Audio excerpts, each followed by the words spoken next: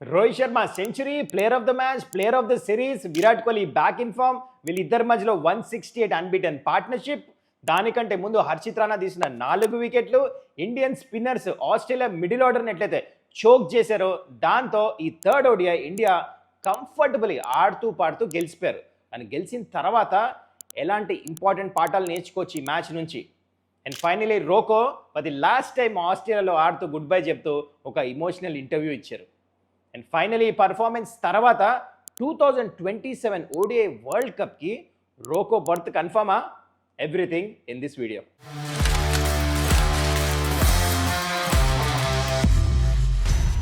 నమస్కారం, welcome to Suman's dugout. మొత్తానికి third ODI India గెలిచింది. వైట్ వాష్ అయితే అవ్వలేదు. అయితే ఈ మ్యాచ్లో చాలా పర్ఫార్మెన్సెస్ వచ్చినాయి, చాలా విషయాలు కూడా ఉన్నాయి మాట్లాడుకోవడానికి. బిఫోర్ ఐ గెట్ దేర్, మీరు ఇంకా ఈ ఛానల్ని సబ్స్క్రైబ్ చేసుకోకపోతే కైండ్లీ డూ దట్. అయితే వీడియో ఎక్కడ స్టార్ట్ చేద్దాం? మ్యాన్ ఆఫ్ ద సిరీస్ ఎవరికైతే వచ్చిందో ఆ మనిషితోనే స్టార్ట్ చేద్దాం. Yes, I'm talking about Rohit Sharma. Once again hitman నుంచి సూపర్ పర్ఫార్మెన్స్. ఈ మొత్తం సిరీస్లో ఒకటే మ్యాచ్ థర్డ్ ఓడిఐ ఇండియా గెలిచారు. దాంట్లో ప్లేయర్ ఆఫ్ ద మ్యాచ్ ఎవరు? రోహిత్ శర్మ. ఈ సిరీస్ ఇండియా ఓడిపోయారు, కానీ ప్లేయర్ ఆఫ్ ద సిరీస్ ఎవరు? రోహిత్ శర్మ. హైయెస్ట్ రన్స్ ఎవరు కొట్టారు ఈ సిరీస్లో? రోహిత్ శర్మ, అది కూడా by far. And Rohit Sharma performance ఎలా వచ్చింది, అది కూడా మొత్తం ఐపీఎల్ తర్వాత ఇప్పుడు దాకా ఇంటర్నేషనల్ క్రికెట్ కూడా ఆడలే రోహిత్. అయినా ఇన్ని రన్స్ కొట్టాడంటే ఆబ్వియస్లీ తన ప్రిపరేషన్. దీని గురించి మనం ప్రివ్యూలో డిస్కస్ చేసాం, తను ఏమేమి చేశాడో. అందుకని I don't want to get there again. కానీ once again any youngsters watching కానీ pure cricket lovers, preparation is everything. Super, మెచ్చుకోవాలి. ఇంత స్థాయి క్రికెట్ ఆడిన తర్వాత కూడా he wanted to do well. Just ఈ సిరీస్ కంటే ముందు తన దగ్గర నుంచి క్యాప్టెన్సీ తీసేసుకున్నారు, కానీ బ్యాట్ తీసుకోలే కదా. సో ఈ let the bat do the talking. ఒక్క మాట మాట్లాడలేదు, క్లోజ్డ్. జస్ట్ కావాలంటే ఆ టైంలో ఫీలింగ్స్ బయటకు వస్తే ఎవరైనా వచ్చి బయట చెప్తారు, రియాక్ట్ అవుతారు. అస్సలు అవ్వలే. Only he wanted to talk with the bat. అదే చేసి చూపించాడు. అది కూడా అలా ఇలా కాదు, మొత్తానికి మ్యాన్ ఆఫ్ ద సిరీస్ వచ్చింది. Super performance. అయితే ఇక్కడ ఇంపార్టెంట్ థింగ్ డిస్కస్ చేయాల్సింది, రోహిత్ శర్మ 2 విధాలుగా బ్యాటింగ్ చేస్తాడు. తనకి టెంప్లెట్స్ 2 ఉన్నాయి. మీకు క్యాప్టెన్ కంటే ముందు 2019 కంటే ముందు తను ఎట్లా చేసేవాడు బ్యాటింగ్? ఆ 3 ట్రిపుల్ సెంచరీ కొట్టినప్పుడు ఫస్ట్ 10 ఓవర్స్ మెల్లిగా ఆడేవాడు, టైం తీసుకొని దాని తర్వాత కొట్టేవాడు. అట్లా 3 ట్రిపుల్ సెంచరీలు కూడా కొట్టాడు. కానీ క్యాప్టెన్ అయిన తర్వాత సెల్ఫ్లెస్ బ్యాటింగ్ చేసేవాడు. ఫస్ట్ 10 ఓవర్స్లోనే కొడతాము, అదొక సిద్ధాంతాన్ని ఫాలో అయ్యాడు. టీం మొత్తం అది ఫాలో అయ్యి అట్లానే నెంబర్ 1 పొజిషన్ కూడా వెళ్ళింది ఇండియా. బికాస్ పవర్ ప్లేలో అటాక్ చేయాలి. అది సబ్ కాంటినెంట్ పిచ్చెస్లో వరల్డ్ కప్ని దృష్టిలో పెట్టుకొని దాని ప్రకారం ప్లాన్ చేశారనమాట. 2 విధాలుగా రోహిత్ ఆడొచ్చు. కానీ ఈ సిరీస్లో మీరు చూస్తే మళ్ళీ ఈ when back to his old template. ఏంటది? ఫస్ట్ 10 ఓవర్స్లో టైం తీసుకోవాలి. దీనికి కారణము చాలా రోజుల తర్వాత ఆడుతున్నాడని కాదు, బికాస్ కండిషన్స్. ఆస్ట్రేలియాలో బౌన్సీ పిచ్చెస్ ఉన్నాయి, అవతల పక్క హేజల్వుడ్ స్టార్క్ ఉన్నారు కదా, అందుకనే దాని తర్వాత ఎక్కువ బౌలింగ్ లేదు, దాని తర్వాత రన్స్ ఎటు వస్తాయి బౌన్సీ పిచ్చెస్ అని తను ఈ టెంప్లెట్ ఫాలో అయ్యాడు. Once again he was successful. చూడండి, only champion players can adapt situation conditions ప్రకారం. మైండ్ని కంట్రోల్ చేసి గేమ్ని అడాప్ట్ చేస్తామంత ఈజీ కాదు. Is a master at that. And once again బ్యాట్తో మాట్లాడాడు, సూపర్ అనిపించింది. Salute Rohit Sharma, next level batting. ఇప్పుడు మనం కింగ్ కోహ్లీ కంబ్యాక్ గురించి మాట్లాడదాం. తను కూడా ఫామ్లో వచ్చేసాడు. Finally Virat back in form. First match 0 కొట్టగానే, ఎస్పెషల్లీ తన ఫేవరెట్ వెన్యూ ఆస్ట్రేలియాలో అడిలేడ్ ఓవర్లో అవుటే బయటకు వస్తున్నప్పుడు ఆ జెస్చర్ చూపించాడు కదా, థ్యాంక్ యూ అని క్రౌడ్కి. అందరు స్పెక్యులేషన్, రూమర్స్ స్టార్ట్ చేశారు సోషల్ మీడియాలో బయట, ఇంకా విరాట్ కోహ్లీ రిటైర్మెంట్ తీసుకుంటున్నాడని. అవన్నీ రూమర్స్ అని మనకు తెలుసు, ఆల్రెడీ డిస్కస్ చేస్తాం. చూడండి, ఇట్స్ ఆల్ అబౌట్ దట్ 1 నాక్, జస్ట్ ఆ స్టార్ట్ రావటం. తనకి మ్యాచ్ ప్రాక్టీస్ లేదు ఇన్ని రోజులు. యూకేలో ఉండి ఎంత నెట్ ప్రాక్టీస్ చేసినా ఐపీఎల్ తర్వాత ఇప్పుడు దాకా కాంపిటేటివ్ ఇంటర్నేషనల్ క్రికెట్ ఆడలేదు. సో మ్యాచ్ ప్రాక్టీస్ లేనప్పుడు మీకు ఈ టాస్లో ఓడిపోయి స్టార్ట్ స్టాప్ వర్షం వచ్చే పిచ్లో సమ్టైమ్స్ బ్యాట్స్మెన్కి ఒక బాల్ చాలు అవుట్ అవ్వడానికి. తను సెట్ అయ్యే ముందే అవుతాడు. ఇక్కడ చూడండి, సెట్ అయ్యాడు. ఇక్కడ ఫస్ట్ రన్ రాగానే చూస్తారా విరాట్ కోహ్లీ? మీరు మ్యాచ్ చూస్తుంటే ఎస్ అని చెప్పేసి అన్నాడు. Nothing, there is a child in him. ఎంత పెద్ద బ్యాటర్ ఉన్నా, మీకు ఎంత పెద్ద ఛాంపియన్ ప్లేయర్ అయినా, వరల్డ్లో బెస్ట్ బ్యాటర్ అయినా, ఆ first run is first run. అది రాగానే ఈ స్టార్టెడ్ ఫీలింగ్ గుడ్. దాని తర్వాత ఈ was not at is best ఇవాళ మీరు మ్యాచ్ చూస్తుంటే. అయినా ఆడుతూ పాడుతూ ఈజీగా రన్స్ కొట్టాడు, మ్యాచ్ గెలిపించేసాడు. అది కూడా 90 పైన స్ట్రైక్ రేటు, 74 రన్స్ కొట్టాడు. సూపర్ బ్యాటింగ్ చేశాడు. మొత్తానికి వీళ్ళిద్దరి మధ్యలో 168 అన్బీటెన్ పార్ట్నర్షిప్ రోకో. అయితే ఐసింగ్ ఆన్ ద కేక్ ఏంటంటే, this was their last match in Australia. And Virat కూడా ఫామ్లో వెనక్కి వస్తాము. మొత్తం గ్రౌండ్ నిండిపోయింది ఓన్లీ వీళ్ళిద్దరిని చూస్తానికే. అందరు వాళ్ళు టీషర్ట్లు వేసుకొచ్చారు, బ్యానర్లు తీసుకొచ్చారు. సూపర్ అట్మాస్ఫియర్ ఉంది. ఒకటేమో మ్యాచ్ ఇండియా గెలుస్తాము, సిరీస్ ఓడిపోయిన అట్లీస్ట్ లాస్ట్ మ్యాచ్ గెలుస్తాము, వీళ్ళిద్దరు పార్ట్నర్షిప్ చేస్తాము అండ్ ఫైనల్ విరాట్ కోహ్లీ ఇదే మ్యాచ్ మంచిగా ఫామ్లో వచ్చి ఆస్ట్రేలియాకి సూపర్గా గుడ్ బై చెప్తాం. This was definitely icing on the cake. ఇప్పుడు మనం ఇండియా బౌలింగ్ గురించి మాట్లాడదాం ఈ మ్యాచ్లో, which is very important. India once again toss ఓడిపోయారు ఈ మ్యాచ్. కానీ for strange reasons Australia first batting అన్నారు, ఎందుకో వాళ్ళకే తెలియాలి. కానీ వాళ్ళకి చాలా మంచి స్టార్ట్ వచ్చింది. 9 ఓవర్స్లో they were 61 for no loss. Travis Head ఇంకా మిచ్ మ్యాచ్ దుమ్ము లేపేస్తున్నారు, ఫుల్ రన్స్ వస్తున్నాయి. కానీ ఇక్కడ సిరాజ్ మియా వచ్చి ఫస్ట్ వికెట్ తీసుకున్నారు ట్రావిస్ హెడ్ది. దాని తర్వాత ఇండియన్ స్పిన్నర్స్ ఇట్లా గేమ్లోకి తీసుకొచ్చేసారు ఇండియాని. ఎందుకు? క్వాలిటీ ముగ్గురు స్పిన్నర్స్ ఈ మ్యాచ్ ఆడారు, చాలా మంచిగా బౌలింగ్ చేశారు. అయితే I think Akbar bowled really well, Washington Sundar కూడా మంచిగా వేసాడు, కుల్దీప్ ఓకే కానీ మిడిల్ ఓవర్స్లో వికెట్స్ తీశారు, రన్స్ ఇయ్యలే. అయితే కానీ అసలు నిజంగానే మంచిగా బౌలింగ్ వేసిందంటే హర్షిత్ రాణా. తన మీద చాలా ప్రెషర్ ఉండింది, ఎందుకంటే పవర్ ప్లేలో తను ఫుల్ రన్స్ ఇచ్చాడు మళ్ళీ. కానీ దాని తర్వాత సెకండ్ స్పెల్ వచ్చి అలెక్స్ క్యారీ వికెట్ తీశాడు. దాని తర్వాత రోహిత్ శర్మ వెళ్ళి మాట్లాడాడు దాంతో, హార్డ్ లెన్స్ వేయమని, స్లోర్ వన్స్ మిక్స్ చేయి, దాని తర్వాత హార్డ్ లెన్స్ వేయమని.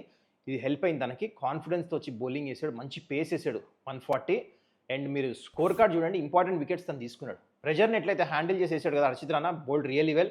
మొత్తానికి స్పిన్నర్స్ అండ్ హర్షిత్ రాణా గేమ్లోకి ఇండియాని వెనక్కి తీసుకొచ్చారు. యాక్చువల్లీ ఈ మ్యాచ్ గెలిపించింది బ్యాటర్స్ కాదు, ఇండియన్ బ్యాటర్స్, ఇండియన్ బౌలర్స్. 236కి రెస్ట్రిక్ట్ చేస్తాం, ఇక్కడే మ్యాచ్ అయిపోయింది. This was a batting pitch. ఆస్ట్రేలియాకి అంత మంచి స్టార్ట్ వచ్చిన తర్వాత 300 కొట్టాలి ఈజీగా. కానీ ఎట్లయితే బౌలింగ్ వేసి మ్యాచ్లో వెనక్కి తీసుకొచ్చారో గేమ్ ఇక్కడే అయిపోయింది. దాని తర్వాత ఇండియన్ బ్యాటర్స్ కొట్టారు, రోకో మంచి రన్స్ కొట్టారు. అయితే హియర్ మీకు మ్యాచ్ కంటే ఈ వీడియో స్టార్టింగ్లో మీకు ఇంపార్టెంట్ విషయం చెప్పాను నేను, ఈ మ్యాచ్ నుంచి ఏం నేర్చుకోవచ్చు అని. This is a important point I want to share. What is that అంటే, ఒక్కసారి ఈ స్క్రీన్ మీద టీం చూడండి. ఇక్కడ ఇండియాకి బ్యాటింగ్ ఎక్కడ దాకా ఉండి టిల్ నెంబర్ 7, నెంబర్ 8 దాకా లేదు. ఈ మ్యాచ్లో ఫోర్స్ఫుల్లీ టీం ఆడిపోయాల్సి వచ్చింది. ఎందుకు? నితీష్ కుమార్ రెడ్డి ఇంజురీ అయింది, తన ప్లేస్లో కుల్దీప్ వచ్చాడు. ఈజ్ అ బౌలర్ ఓన్లీ, ఈ బ్యాటింగ్ చేయడు. దాని తర్వాత హర్షదీప్ ప్లేస్లో ఏమో ప్రసిద్ధ్ కృష్ణ వచ్చాడు, ఇక్కడ కూడా ఓన్లీ ప్యూర్ బౌలర్ వచ్చాడు. అని మ్యాచ్ ఎవరు గెలిచారు? ఇండియా గెలిచారు. ఎందుకు? అది కూడా ఆస్ట్రేలియాకి 9 ఓవర్స్లో 61 రన్స్ పార్ట్నర్షిప్ స్టార్టింగ్ వచ్చిన తర్వాత కూడా ఇండియా పుల్ బ్యాక్ ఎవరితో చేశారో? బౌలర్స్తో చేశారు. ఒకవేళ మధ్యలో బౌలర్ లేకపోతే అప్పుడు మళ్ళీ 300 పోయేది. మళ్ళీ మనం చేజ్ చేస్తున్నప్పుడు ఏమైనా వాచ్ 300 చేజ్ చేస్తున్నప్పుడు ఆ నెంబర్ 8 బ్యాట్స్మెన్ ఆడిపించినప్పుడు ఒక్క బాల్ చాలు అవుట్ అవ్వడానికి. సో అందుకని బౌలింగ్ యూనిట్ సరిగ్గా ఉండాలి ఎప్పుడు, proper bowlers, especially Virat Kohli, Rohit Sharma, experience batters ఎందుకున్నారు మీకు? అవసరం లేదు నెంబర్ 8 దాకా batting. Pure bowling strong unit ఉన్నప్పుడే మీరు టోర్నమెంట్స్ గెలుస్తారు. ఎస్పెషలీ ముందు చూడండి ఫార్మాట్లో, ఒకసారి బూమ్రా వచ్చిన తర్వాత హార్దిక్ పాండ్యా మిడిల్ ఓవర్స్లో బ్యాటింగ్ వచ్చేస్తాడు, బౌలింగ్ వేస్తాడు, బ్యాటింగ్ కూడా. అప్పుడైతే అసలు నెంబర్ 8 దాకా బ్యాటింగ్ అవసరం లే. మీరు సౌత్ ఆఫ్రికాలో వరల్డ్ కప్ దృష్టిలో పెట్టుకుంటే అక్కడ కుల్దీప్, అక్షర్ పటేల్, ఇంకా వాషింగ్టన్ సుందర్, ఇంకా వరుణ్ చక్రవర్తిని కూడా స్క్వాడ్లో పెట్టచ్చు. India has got quality spinners. Pitch ఎలా అయినా ఉండండి, ఈ 3-4 స్పిన్నర్స్ మీరు మధ్యలో పెడితే గేమ్ని కంట్రోల్ చేసేయచ్చు. చిన్న గ్రౌండ్స్ ఉంటే పర్వాలేదు, అప్పుడు ఫాస్ట్ బౌలర్స్ ఆల్రౌండర్ని ఆడిపించచ్చు. కానీ డీసెంట్ సైడ్ గ్రౌండ్ ఉంటే మాత్రము స్పిన్నర్స్ ఇదే గేమ్ ప్లాన్ ముందు ఉండాలి. This is what we can learn from this match అని నాకు అనిపిస్తుంది. మరి దీని గురించి మీరేమంటారు కింద కామెంట్ చేయండి. నిన్న ఇండియా మ్యాచ్ గెలవంగానే రోకో ఇంటర్వ్యూ తీసుకున్నారు, ఆడమ్ గిల్క్రిస్ట్ ఇంకా రవి శాస్త్రి. ఎందుకు? ఇది లాస్ట్ మ్యాచ్ ఆస్ట్రేలియాలో రోకో కాబట్టి it was a very emotional moment. ఆ ఇమోషన్ కనిపించింది వాళ్ళు మాట్లాడట్లయితే మాట్లాడారు. ఫస్ట్ రవి శాస్త్రి అన్నారు 2-0 కొట్టే, మరి ఎట్లా అనిపించింది మ్యాచ్ కంటే ముందంటే విరాట్ కోహ్లీ నవ్వుతా దానికి మంచి ఆన్సర్ కూడా చేయంటే. చూడండి ఎంత పెద్ద ప్లేయర్ ఉన్నా మీకు ఆ ఫస్ట్ రన్ కడతాం చాలా నర్వస్నెస్ ఉంటుంది. ఈ గేమ్ టీచర్స్ యూ దట్ అని చెప్పాడు. ఇంకా ఆస్ట్రేలియా గురించి చాలా విషయాలు షేర్ చేసుకున్నారు ఇద్దరు, ఎందుకంటే ఇద్దరు యాజ్ యంగ్స్టర్స్ ఇక్కడికి వచ్చి ఆడారనమాట. ఆ 2008, 2009 అప్పటి నుంచి ఇప్పుడు దాకా ఎట్లయితే ఇన్ని 15-16 ఇయర్స్ వాళ్ళ career, Australia has thought them a lot. ఈ గ్రౌండ్స్ కానీ అపోనెంట్స్ కానీ ఎంత టఫ్ ఉంటారో వాళ్ళ కెరియర్లో, ఎట్లయితే యునో హౌ దే ప్రోగ్రెస్డ్ చాలా మాట్లాడే. It's a special place to play అని చెప్పేసి కూడా చెప్పారు. అండ్ అక్కడ గిల్క్రిస్ట్ కూడా ఒక మంచి ఇన్స్టెన్స్ షేర్ చేసుకున్నాడు, ఇక్కడ ఇంటర్వ్యూలో కాదు కానీ కామెంటరీ అప్పుడు. ఆడిలేడ్ వల్ల తను రోహిత్ శర్మని గెలవంగానే ఒక రీల్ పెట్టాడు, అంటే reunion of Deccan chargers players అని చెప్పేసి. అంటే తను 2009లో డెక్కన్ చార్జర్స్ గెలిచినప్పుడు ఆడమ్ గిల్క్రిస్టే captain. If you don't know, కొంతమంది యంగ్ వ్యూయర్స్కి తెలియదు, అందుకని మీకు గుర్తు చేస్తున్నా. We all were part of that winning team 2009 south ఆఫ్రికాలో జరిగింది. అప్పుడు రోహిత్ శర్మ యంగ్స్టర్, తన సెకండ్ IPL అప్పుడు జరుగుతుందన్నమాట. గిల్క్రిస్ట్ ఏమో అప్పుడు ఆల్రెడీ రిటైర్ అయిపోయాడు ఇంటర్నేషనల్ క్రికెట్ నుంచి, but he was the captain of Deccan chargers. So ఆ రీయూనియన్ అని చెప్పేసి రీల్ పెట్టాడు అనమాట, చిన్న రీల్. అది వైరల్ వెళ్ళిందంట, కామెంటరీలో చెప్పాడు. పెట్టంగానే 8-9 మిలియన్ వ్యూస్ వచ్చి నాకు 25,000 ఫాలోవర్స్ వచ్చారని చెప్పేసి చెప్పాడు. చూడండి, అదే షేర్ చేసుకున్నాడు అనమాట. Which shows that Rohit Sharma Virat కోహ్లీకి ఎలాంటి ఫ్యాండమ్ ఉందో. ఎందుకు? Because they played hard cricket. And Australian crowd ఎప్పుడు ఏవైతే హార్డ్ ఆడతారు కదా క్రికెట్, అంటే on the face aggressive cricket ఆడతారు కదా, వాళ్ళని ఇష్టపడతారు. అండ్ వీళ్ళిద్దరిని చాలా ఇష్టపడతారు. ఈవెన్ కామెంటరీలో కూడా ఇట్లా రెస్పెక్ట్ చేశారు కదా, గిల్ క్రిస్ కానీ డేవిడ్ వార్నర్ వీళ్ళందరూ కామెంటరీ ఇస్తున్నప్పుడు they respected RoKo like anything. Very nice to see. Happy ending ఉంటుంది ఇక్కడ. లాస్ట్ మ్యాచ్ ఆడుతూ రోకో నుంచి పార్ట్నర్షిప్ రావటం అండ్ ఇండియా మ్యాచ్ గెలుస్తాం. It was an icing on the cake. మరి పర్ఫార్మెన్స్ తర్వాత రోకో ప్లేస్ కన్ఫర్మ్ ఆ 2027 వరల్డ్ కప్లో. చాలా టైం ఉంది, కానీ if you ask me personally, India needs the experience of RoKo అంట. And this series was a perfect example. చూడండి, బౌన్సీ పిచ్చెస్లో మీకు అవసరం ఏంటంటే ఎక్స్పీరియన్స్ ప్లస్ యూత్ రెండు ఉండాలి. సౌత్ ఆఫ్రికాలో నాట్ టు ఫర్గెట్, జ్యూస్ ఉంటుంది పిచ్లో, బౌన్స్ ఉంటుంది బాగా, అండ్ క్వాలిటీ బౌలింగ్ అటాక్స్ ఉంటాయి వరల్డ్ కప్లో. అప్పుడు మీకు ఎక్స్పీరియన్స్ యూత్ రెండు కావాలి. అండ్ రోహిత్ శర్మ విరాట్ కోహ్లీ తెచ్చే ఎక్స్పీరియన్స్ ఎవ్వరు తీసుకురారు team as a batting unit. మీరు 7 బ్యాటర్సే ఆడిపోయాలి, ఎక్స్ట్రా బౌలర్ ఆడిపోయాలంటే మధ్యలో ఆ కంట్రోల్ చేసే బ్యాటర్స్ ఉండాలి. చూడండి, వీళ్ళు సిచ్యువేషన్ కండిషన్స్ ప్రకారం అడ్జస్ట్ అయిపోతారు. ఇంకా మంచి గేమ్ టైం, మంచి ప్రాక్టీస్ ఉంటే ఇంకా బెటర్ పర్ఫార్మెన్స్ వస్తుంది రోకో నుంచి. That is what I feel. And Jaiswal సంగతి వస్తుంది. చాలామంది అనొచ్చు, మరి జైస్వాల్ ఏంటి, తనకు ఆపర్చునిటీ రావాలి కదా అని. Jaiswal age is on his side. He will get his opportunity definitely.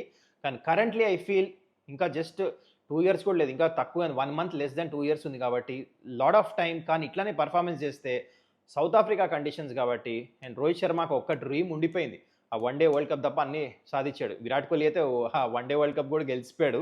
And but still experience అయితే ఇండియన్ టీమ్కి కావాలి. ఎక్స్పీరియన్స్ యూత్ కరెక్ట్గా బ్యాలెన్స్ ఉంటే అప్పుడు వరల్డ్ కప్స్ గెలుస్తారు. This is my opinion. మరి దీని గురించి మీరేమంటారు? I know lot of time, కానీ ఇద్దరు RoKo are on right track for the 2027 world cup in South Africa అంట. దీని గురించి మీరేమంటారు కింద కమెంట్ చేయండి. అండ్ ఆల్సో ఈ సిరీస్ గురించి, పర్ఫార్మెన్సెస్ గురించి, ఎవ్రీథింగ్, ఓడిఐ సిరీస్ గురించి వాట్ ఎవర్ యూ ఫీల్ కింద కమెంట్ చేయండి. I will have a look. I hope you enjoyed this video. ఇంకా ఈ ఛానల్ని సబ్స్క్రైబ్ చేసుకోకపోతే kindly do that. Till then take care, bye.